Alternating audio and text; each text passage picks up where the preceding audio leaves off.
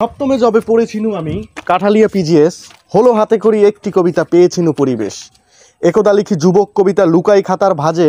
ক্লাসের বন্ধু মিলনকে দেখাই প্রথম পিরিয়ড মাঝে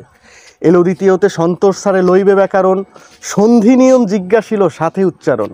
ব্যতি রেখে দুই একজনা হয়নি কারোই পড়া সুধায় স্যারে বড় হয়ে এই কি হবি রে তোরা দাঁড়ায় সবে এক এক করে জবাব দিতে তার হইবে তারা হইয়া বড় ডাক্তার ইঞ্জিনিয়ার অবশেষে তিনি এসে ঘুরিয়া চারিপাশ আমায় শুধায় হ্যাঁ জালিস তোর কি বা অবিলাস তাহার ডরে নিম্ন শিরে হইয়াছি নিশ্চুপ কি বলি যে ভেবে না পাইয়াছি ভয় খুব পাশে বসা বন্ধু মিলন হাতে লইয়া খাতা কহে স্যার ও কবি হবে এই দেখেন কবিতা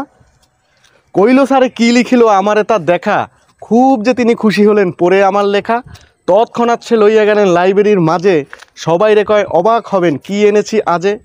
আমায় সেটা ডাইকে তখন হাইসা সারে কয় আবৃত্তিকর জালিস রে তো নাই রে কোনো ভয় তবু আমি ভীতি লইয়া লাইব্রেরির এক কোণে করি শুরু পাঠ করা সেই কাব্য ভীতু মনে সবাই কহে ওহে জালিস তুই যে মোদের ধন এতদিন তুই কোথায় ছিলি লইয়া কবি মন উৎসাহ যে দিল তারা আমায় স্নেহ ভরে কাব্য লিখি তখন থেকে একটি একটি করে।